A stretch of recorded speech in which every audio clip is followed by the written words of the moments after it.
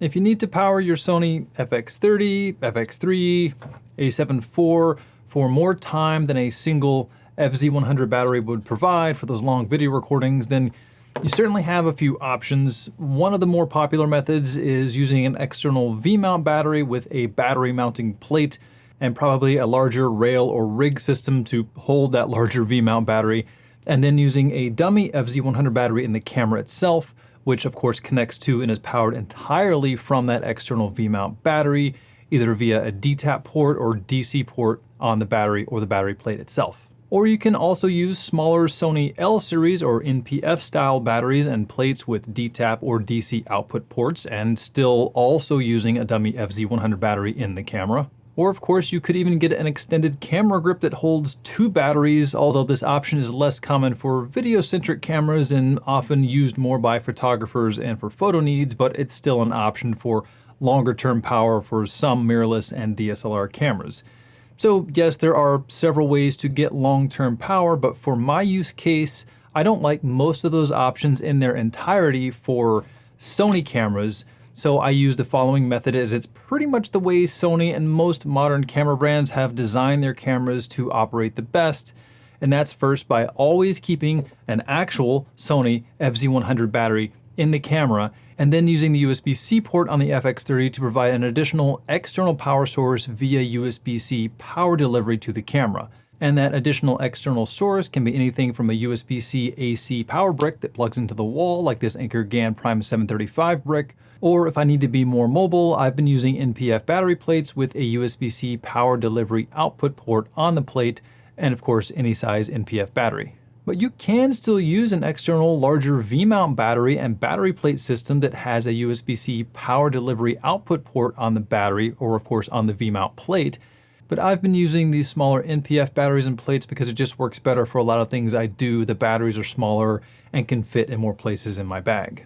But it's very important to remember that any of these external USB-C power methods must be able to provide power delivery, which is a specific term, and I'll talk about that more in just a second.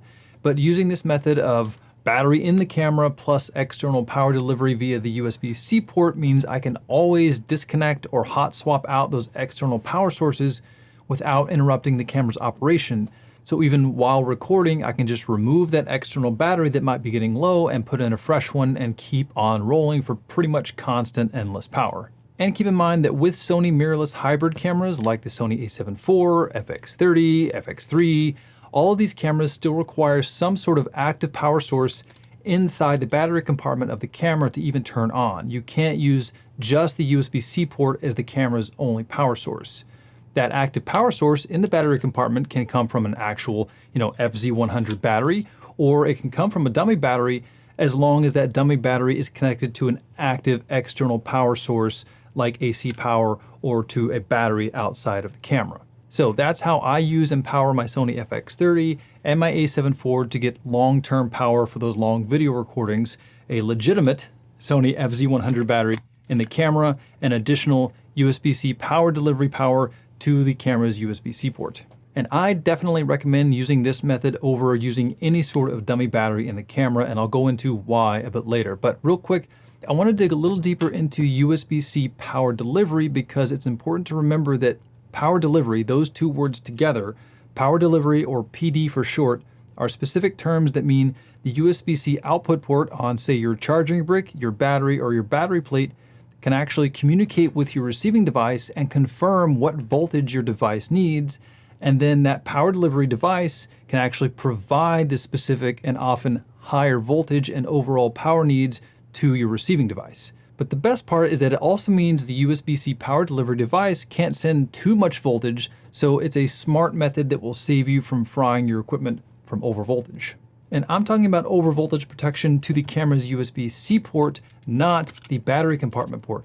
There are some USB-C to FZ100 dummy battery cables out there. I have not tried those, so I do not know if those will protect anything. So when I'm talking about USB-C power delivery in this video, I'm talking about delivery to the USB-C port on the camera while always keeping a Sony battery in the camera with the battery door closed. So anyway, back to power delivery. power delivery via USB-C can provide anywhere from 5 to 9 volts or 12 volts or up to 36, 48 volts or even more.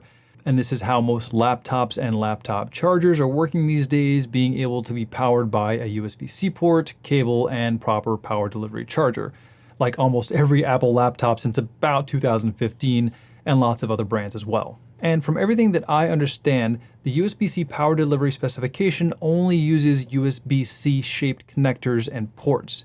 And so the old school USB-A ports will supply some power, but they don't support power delivery standards. So you'll never get higher power delivery voltage or higher wattages from a USB-A port, which also means you can't just take a USB-A outlet port from a charging brick and use a USB-A to USB-C cable and expect to get the smart negotiation and higher voltages of power delivery that you will need for true constant backup power for your A7 IV or FX30 or other device. You can still use a USB power source with a lower voltage, like a power brick with just a USB-A port, even still converting that USB-A port to USB-C with a cable, but you'll typically only get a maximum of 5 volts and between 1 and 2.4 amps from those USB-A ports. Now, the Sony FX30 states that it needs either 9 volts and 2 amps or 9 volts and 3 amps of power delivery provided to the USB-C port on the camera for the camera to be able to use USB-C power without draining the internal battery at the same time. So if you do provide it only 5 volts from a lower power USB outlet, you'll just get a little bit of power to the camera and the battery will slowly drain when the camera is in use. However, even 5 volts should charge the battery if it's inside the camera if the camera is turned off. And it's not only the higher voltage of some devices like the Sony FX30 that is needed from that power delivery, but also the maximum required wattage that your device, again like your camera, needs, and that your charger must be able to provide. So for the Sony FX30, that's between 18 to 27 watts overall. Remembering that volts times amps equals watts, so 9 volts times 2 amps equals 18 watts, or 9 volts times 3 amps equals 27 watts. So between 18 to 27 watts overall for the FX30. But despite the power delivery standard using the USB-C shaped connector, not all power bricks and USB-C ports are created equally. So just because a charging brick may have a USB-C port on it, that port may only provide a maximum of 5 volts and have no smart negotiation between devices. So you have to ensure and read the specs of your cables and devices and that they list the required power delivery or PD specification, or you can even see this in the output voltages printed on the brick itself, where the device will give a few different options of its power output, like 5 volt 3 amps, 9 volt 2 amps, and even 12 volts, maybe 1.5 amps on this particular charger. And as a quick example of what to look for, here are 2 very similarly sized charging bricks. They both have a USB-C port with an additional USB-A port on this other charger. But this charger can only supply 5 volts and up to 2.4 amps, or about 12 watts overall, out of its USB-C port. And that's stamped on the brick itself right here. And if I take this USB-C power meter and put it in between the charging brick and my Sony FX30, we can see that the brick can indeed only supply 5 volts, which would not be enough to provide constant power to the FX30. But this other charger is capable of providing power delivery with its USB-C port. It even has PD right there above the port. So if I plug in the USB power meter between this brick and the FX30, we're now getting that higher voltage of about 9 volts. And the total wattage that this brick can provide is about 20 watts. So something like this little USB charging brick with a maximum of 20 watts will do the job of powering the FX30, but it's on the lower end of available overall power, especially if you also use the USB-A port on this brick to power another device, because powering a second device with the same brick will use some of the overall available wattage from the brick, and then this brick wouldn't be able to provide enough for something like the FX30 for constant power.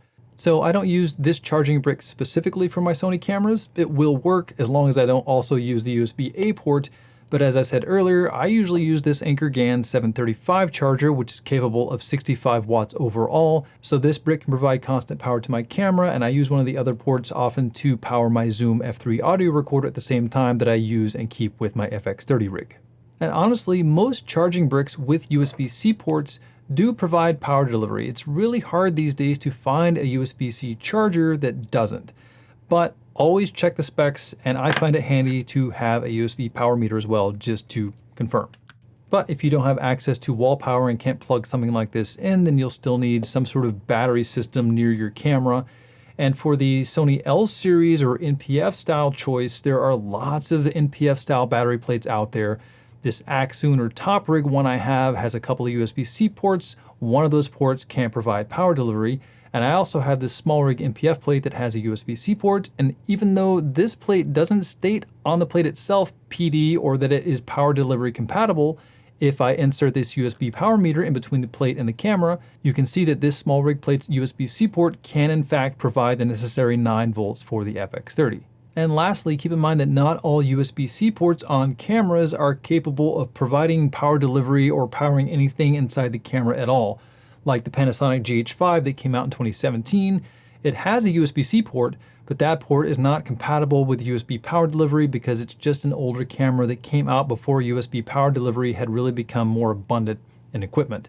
But most newer cameras from all manufacturers have adopted the USB-C power delivery spec on a lot of their smaller cameras, and it's a great way to provide constant backup power to your camera.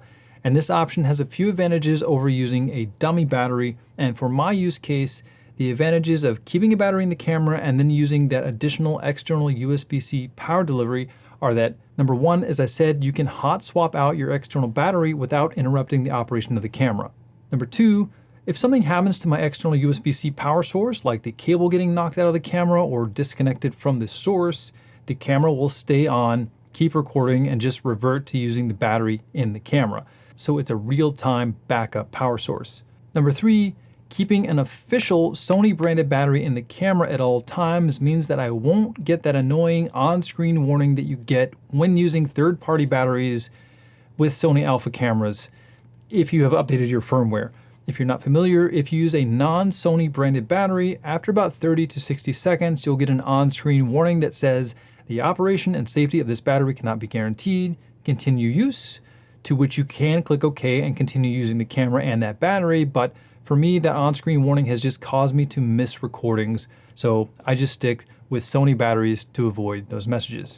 And if you do use a non-Sony battery, if you click OK and just continue using the battery, not only will you get that on-screen warning, but with updated firmware, the battery meter on the screen will not show any indication of how much power it has. No percentage, no internal battery tick marks, nothing. The little battery icon is just empty. Although it will show as full when you provide enough power via USB-C, but shows as empty again when you unplug the USB-C power. So with third-party batteries, if your USB power gets disconnected, you have no idea how much battery life is left on that third-party battery in the camera. Nothing you can do about it right now, just the way it is. The fourth reason to do it this way is that even if I were to use a trusted dummy battery and a trusted external power source like a V-mount battery, Sony cameras, again with updated firmware, currently are still going to pop up that on-screen warning even with a dummy battery. And again, the on-screen battery meter will probably show as empty and won't show a battery percentage. So you're completely reliant on any LED meters on your external batteries or plates themselves to tell you if that external battery is getting too low and the camera might soon shut off. However, if you connect your Sony camera using your smartphone and either the Sony Creators app or the Monitor and Control app, you actually can see the percentage of the battery on your smartphone through the app, even when using a third-party battery. And using only an external battery with a dummy battery into the camera as my only source of power to the camera also means that if anything happens to that external battery, again, like going dead or a cable getting knocked loose, it will cause the camera to shut off immediately, which will most likely corrupt the recording if you were recording at that time. Number 5, overvoltage risk. If you choose a cheap or unregulated dummy battery, you run the risk of frying your camera if that dummy battery sends the higher voltage of something like a V-mount battery directly over to the camera. Most D-Tap to FZ100 cables that I've come across actually do have a regulator in it, so they will reduce the voltage you get from an external source down to the 7.2 or 8 volts for the camera, but not all dummy batteries are created equally, and often most DC barreled 2 dummy batteries are not regulated at all, so it's just a bigger risk in my opinion. Keeping in mind that most mirrorless cameras like the FX30, the A7 IV, and the GH5 can only accept about up to 8 volts maximum in their battery compartments. So if you accidentally supply more voltage than what the camera is expecting with a dummy battery, you're going to fry the camera. So I would be very, very cautious about what dummy battery and cable you choose to use in your camera and what you hook it up to, but I do not like taking that risk. So again, I'm gonna stick with a battery in the camera. Number 6, as long as the power you provide via USB-C is the necessary 9 volts and between 2 to 3 amps, the camera won't use the internal battery and the battery won't drain. Now there are a couple of caveats to this. A, the USB power delivery port won't charge the battery if the camera is on or if the camera is on and recording. To actually charge the battery with USB-C power delivery, the camera has to be off. So if you put a battery in that's already drained a bit and say at 40%, then that battery will stay at 40% as long as the camera is on and as long as you're providing it proper power delivery at the USB-C port. And caveat B, when providing a live USB-C power, the battery percentage on the back of the FX30 screen at the moment with the current firmware goes away, although you still get the battery symbol with the 1, 2, or 3 bars inside the battery showing roughly how much battery life there is. You can see here the percentage of this current battery, and if I plug in a USB power delivery source, the percentage goes away. A bit of a bummer, but at least I get those 1, 2, or 3 bars if I use a Sony battery, not a third-party battery. Although it's very important to note that with third-party batteries, when you provide a USB-C power delivery power as well, the battery looks like it is fully charged. You get the 3 bars inside the little battery meter, but as soon as you unplug that USB-C power delivery, the battery icon then shows empty and you have no idea how much power that third-party battery still has. All right, number 7, using USB-C power delivery gives me options for that external USB-C power delivery source like I talked about earlier. An AC power brick, or NPF or V-mount battery plates with USB-C power delivery output ports. I can even use a standard consumer battery bank with a proper USB-C power delivery output port.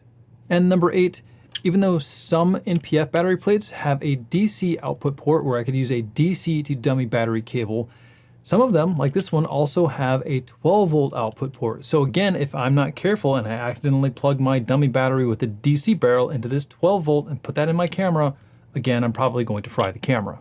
So for me, there are just too many opportunities to fry my camera using a dummy battery, so I just try to steer clear of it with most of my expensive cameras. And of course, you can't overvolt your camera with its own battery and using an additional USB-C power delivery source. So for me, this method is just safer and once again protects all of these cameras.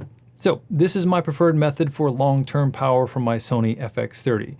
An official FZ100 battery in the camera and USB-C power delivery from an external source, be it a charging brick with mains power, or if I need to be more mobile, Sony NPF batteries and an NPF battery plate that also has a power delivery output port.